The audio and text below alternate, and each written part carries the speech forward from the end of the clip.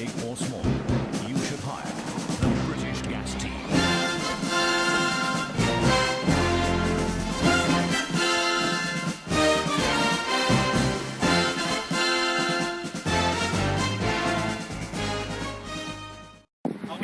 Are we running now? Yes. Yeah? Okay. Ready? Yeah. Go. Right, my name's Wesley Ahmed, we're from Beat the Bellston Banks, North West, and we have Stephen Spy, and we have Kevin Marks, and we have Peter of England, and we have me. And Eric on the video. And Eric on the video. British Gas were applying for a warrant against myself today. We've gone in and unfortunately they've struck the warrant out. They went ahead with 21 warrants and it was like a rubber stamping expedition. One of Buckinghamshire, which is out of the region. It was a rubber clown expedition on it. It was bang, bang, bang, bang, bang. They pulled ours out, and the reason why they pulled ours out is because we have actually already paid for the gas and electric through the bill of exchange. I'm not going to go into detail because today we're only here to deflect the warrant. So the warrant was struck out because we attended, and we've actually got our bundle, one for myself, one for British Gas and one for the courts. And what they do, they apply for a warrant in the magistrates court, which is criminal, and they go for a health and safety warrant but over a monetary dispute. Now for it to be a monetary dispute, and if the account is in dispute, British Gas should apply to county court because it's over a monetary dispute. But what they're doing is they're applying in a criminal court for a warrant of entry through the Gas Act 1954 and to change Wes's meter to prepaid meters for gas and electric, which is unlawful. But what they'll do, they'll quote the 86 Gas Act and the 96. But for that to be enforced, they need the 54 Gas Act to get into your property, which is fraud and it's unlawful. Deception as well. Also, when we came into the court this morning, the gas agent, I think he knew who we were, to be honest, and he said the warrant's been struck out. So what we did was served the gas agent a notice, which basically says if he applies for any more warrants, now or in the foreseeable future, he's committing fraud under penalty of perjury and also from the Protection of Harassment Act 1997. He did actually agree to give us his name, and we've signed it. Myself and Stephen signed it along with Wes.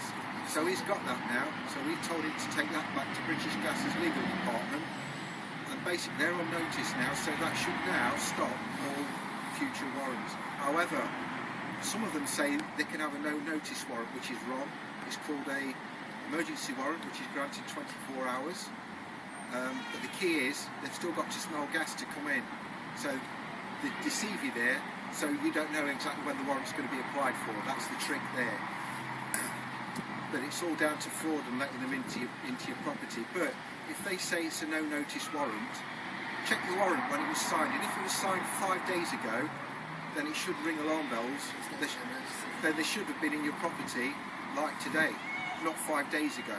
So just look at that, guys, when you look at the warrants, and that's called they call it a no-notice, but there's no such thing. It's called an emergency warrant. So we've been into court, we've watched the warrant struck out, and we've also had written confirmation from the gas agent that the warrant has been struck out forthwith. So it's a waiting game now, and we just want British Gas to bring the claim to the table in the correct jurisdiction, which is county court, civil. And that's where we are now, yeah? Yeah, so I'm hoping British Gas is watching, or is going to watch this video, because it's Wesley Ahmed and the people versus the big energy giants.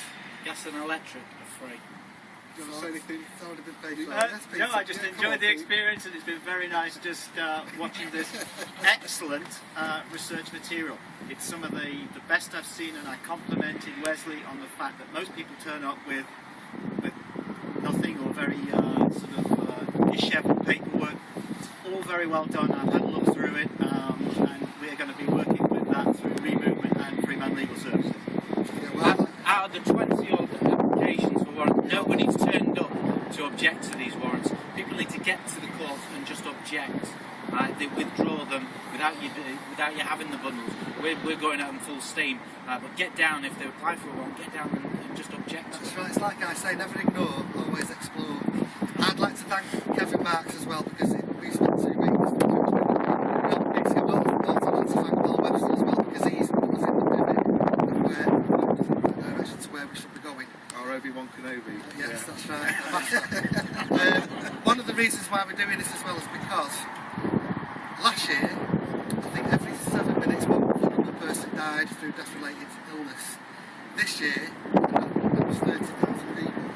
This year, the ratio has dropped from one person every 3 minutes have died this year over the winter months. 50,000. 50,000 people have died because they cannot afford to heat their homes or feed themselves. This country is gone to the corporations. We're picking on the most vulnerable elements of society. People need to fight back, protect the vulnerable people out there, the old age pensioners, like the disabled people, all the people being kicked off benefits like by ATOS and like the suspension of benefits all up and down the country. It's a criminal enterprise by the elite, the 1%, the bankers that are running all these sham of electric and gas companies. It's a crime that's going on. Well, everything's orchestrated. All the energy companies, it's rigged. Everything's orchestrated. It's already been paid for. Any utility bill has been paid for. Six biggest companies, they rig the prices. It's a monopoly. It's not a fair game. We need to bring those prices down to an acceptable level so everybody can afford them. And the one interesting point we asked why the warrant was struck out, and he said, well, probably because you paid for it.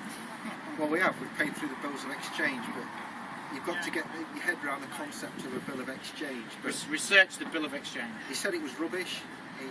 He left. He just got out of the chair and walked. Just walked basically. He didn't want to know anymore. If I could just jump in here and say, on the back of what's been said here, for everybody that is interested in this, bills of exchange, promissory notes, or financial negotiable instruments, which are all quoted in the literature and the articles of association of the companies even, so that they can accept and deal with them. We a Bank is, as of the 10th of April, going to have checkbooks available for everybody that is joined. Checkbooks have 50 checks in per book, and those will be available, and those will allow you then to issue a promissory note or a check, which sometimes is an alternative to creating your own bill of exchange. So just bear in mind, stay posted, and I'm sure between this group here and Get Out of Debt Free and other sites, you'll see that we're rolling those out as of April the 10th, and the motto is really going to be from here on for all of you who are suffering this sort of debt slavery and this Babylonian tyrannical mindset that's forced down your throat. Don't fight it, just pay it, and we'll show you how to pay it. Anyway, my name's Wesley Ahmed. Can we sit now? Yeah. Love and light. Thanks to the bailiff. Yes. Love and light. Bye bye now. Love and light.